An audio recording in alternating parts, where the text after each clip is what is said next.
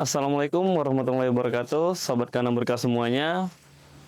Alhamdulillah hari ini pagi ini kita coba review aktivitas pagi hari di kandangberkah.id. Anak kandangnya melakukan aktivitas apa aja, terus sapinya itu dikasih makan apa aja. Ayo coba kita review lah.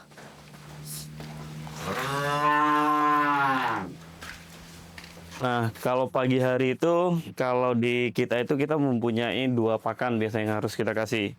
Satunya comboran. Comboran itu ampas tahu, terus itu kita kasih konsentrat, terus juga ada molasses.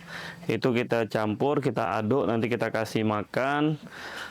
Biasanya habis dari situ, habis dari situ kita kasih makan rumput. Tapi sebelumnya itu dia jadi pakannya tuh nanti seperti ini.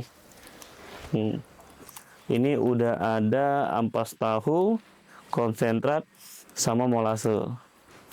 Biasanya kita punya takaran, jadi berapa ekor sapi yang ada di klaster bawah. Karena dia ngaduknya tuh ada bak penampungan gede, bak penampungan yang khusus untuk ngaduk ampas tahu. Ayo coba kita ke bak penampungannya ya. Nah, biasanya kita itu anak-anak kandang itu jam 6 pagi udah mulai nyombor, ya mulai masukin bahan-bahan pakannya, ampas tahu, konsentrat, molase, dicampur air di tempat seperti ini dia. Nah, di bak pengadukan pakan seperti ini, jadilah ini yang udah dicampur, karena ampas tahu kan ini nih. Ini ampas tahunya, terus tuh ada konsentratnya, makanya dia warnanya udah beda.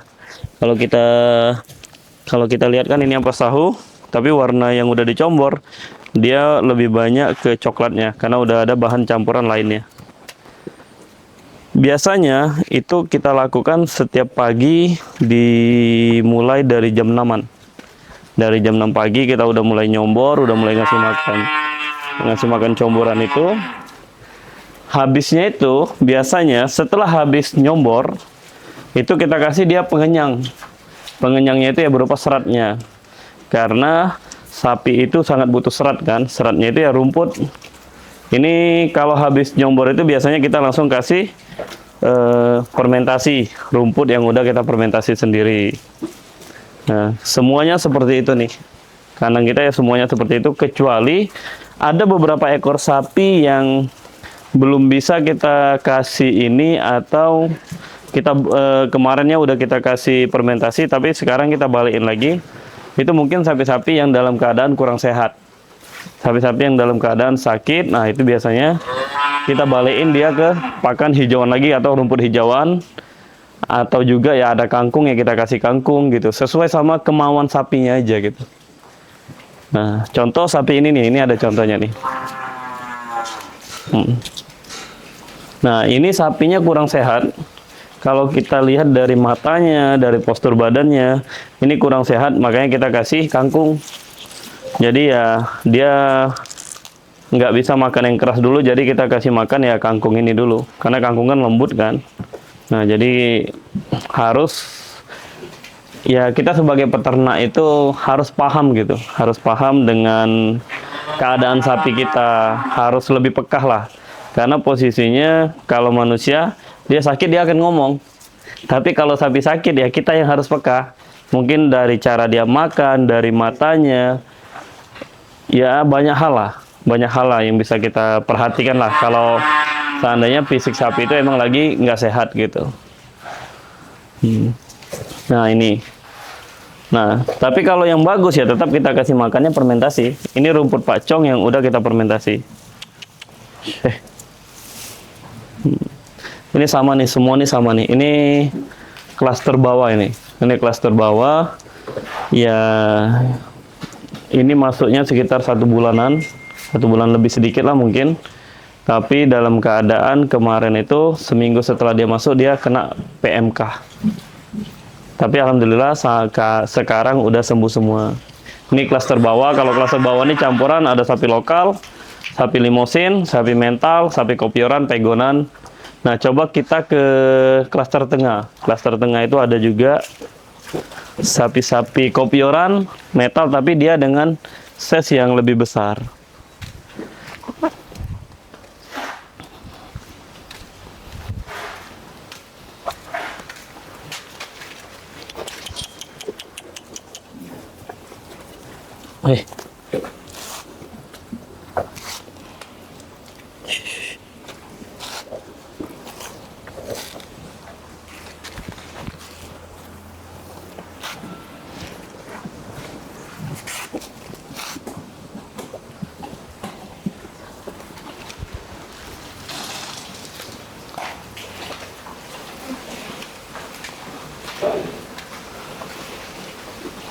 Nah, kalau pagi itu ini konsep pakan kita, karena kita pemberian pakan di kandang berkah itu ada 2 kali aja.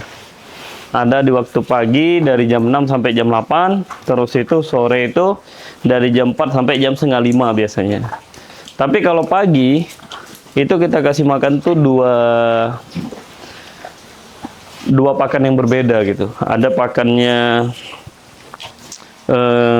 combor, ada juga ya setelah combor ya kita kasih rumput tadi gitu, atau seratnya itu.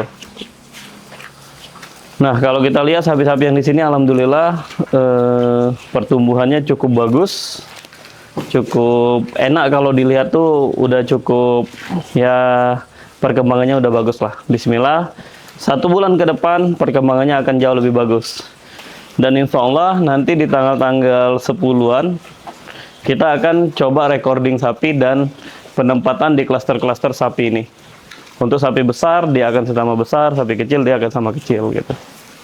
Nah, jadi kalau pagi itu emang waktunya sibuk lah. Ngasih makan iya, terus tuh nimpal iya, buang kotoran. Biasanya setelah ngasih makan, buang kotoran, nimpal seperti itu. Habis itu nanti baru kita mandiin biasanya. Nah, baru kita mandiin. Ini sapi-sapi yang lama nih, yang di klaster atas nih. Ini cakep-cakep juga ini. Nah, terus ini sapi Bali yang terakhir masuk sekitar 2 minggu yang lewat.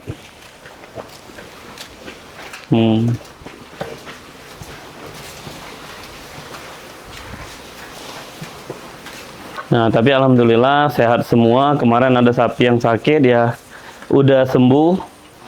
Terus itu ya kalau kita lihat ya, kalau saya perhatikan Bali-Bali yang di klaster bawah ini, yang di klaster tengah ini udah sehat semua. Mungkin nanti ada sapi Bali yang ada di klaster atas, nanti itu kita review juga lah.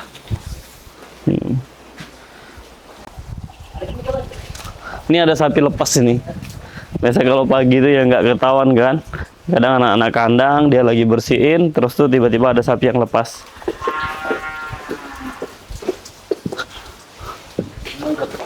Ikan sapi yang di mana, Ben?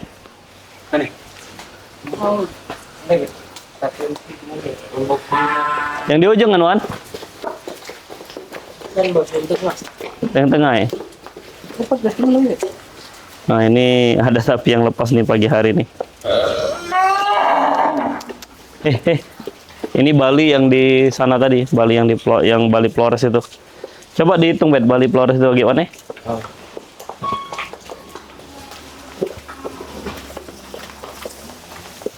Karena kandang kita ini walaupun dia banyak sapinya, tapi kita nggak kita pagar.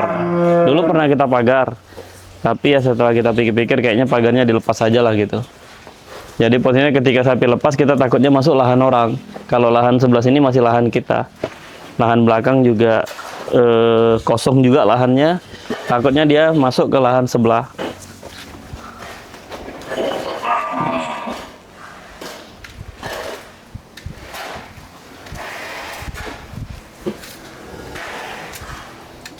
Coba sekarang kita ke klaster atas ya, klaster Bali-Bali yang ada di atas.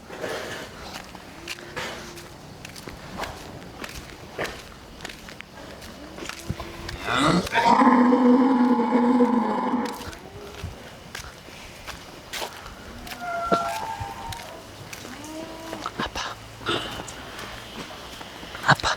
Itu ada kolam renang Gibran tuh, berenang lah.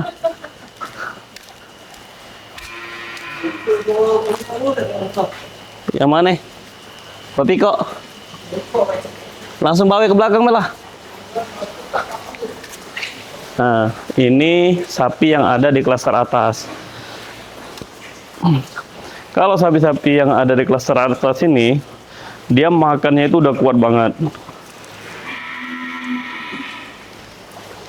Jadi pertumbuhannya jauh lebih bagus, jauh lebih cepat biasanya. Terus tuh kalau kita kasih makan, dia akan selalu habis seperti ini. Nah, dia akan selalu habis seperti ini biasanya.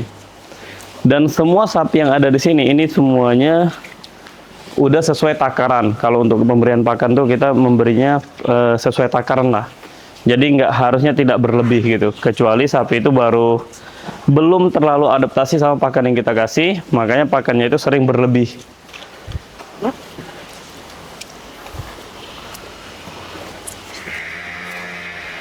Nah, ini yang di klaster atas, kandang sapi kita yang ada di klaster atas. Kalau kita lihat, alhamdulillah sapi-sapinya sehat-sehat semua. Udah oke semua lah kalau menurut saya yang di sini.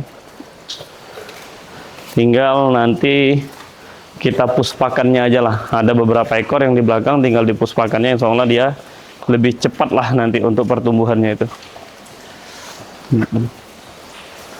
Nah, di klaster atas kita punya 2 kandang. Jadi dalam satu kandang itu kita ada 1 anak kandang aja.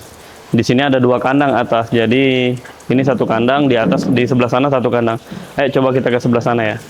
Kalau ini sapinya campur, ada dari Flores, ada dari Kupang, ada dari Lombok. Kalau yang ini spesialis dari Lombok.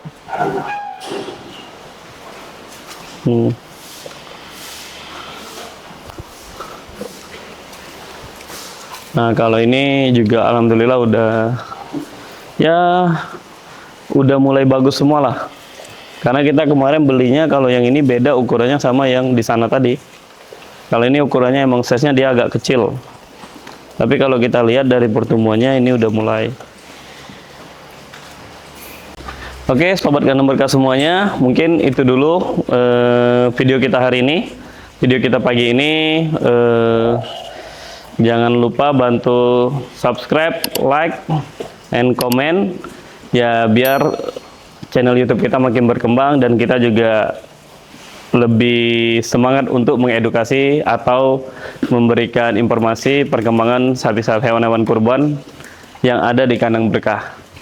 Mungkin itu aja dulu. Billahi taufiq wal hidayah. Wassalamualaikum warahmatullahi wabarakatuh.